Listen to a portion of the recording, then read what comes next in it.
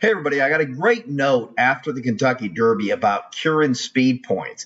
The guy notes the fact that Quirin speed points were designed to predict the pace, and then he talks a little bit about some of the style designations, E, EP, S, so forth and so on, and he asked my opinion on this. Well, first of all, Quirin speed points were not designed to predict the pace. They were designed to predict where a horse would likely be running early. You could be on the lead in a slow pace. You could be on the lead in a fast pace.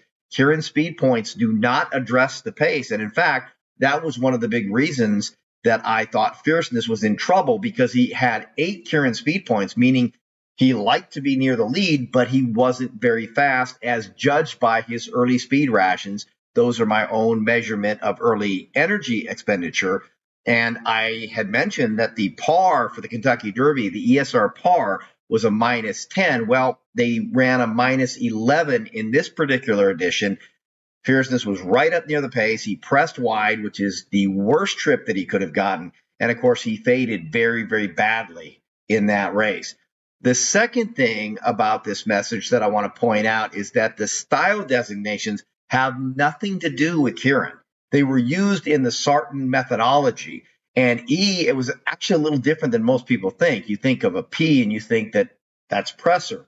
I want to say with the Sarton ratings, that was for pressure. S was for sustain.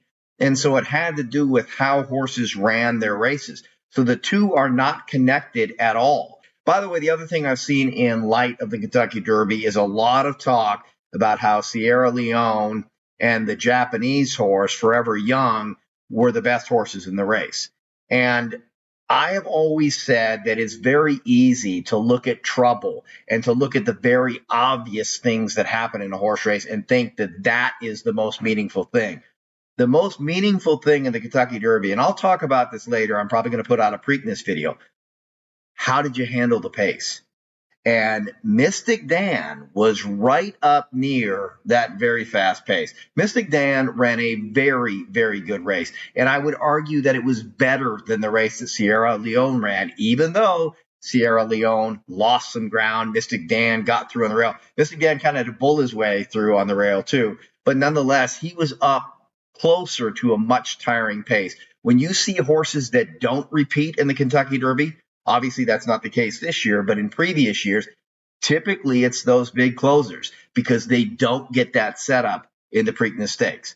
And so just because Sierra Leone was closing like he was, and he ran a great race, I'm not taking anything away from his effort, but that does not mean he wins the Preakness Stakes.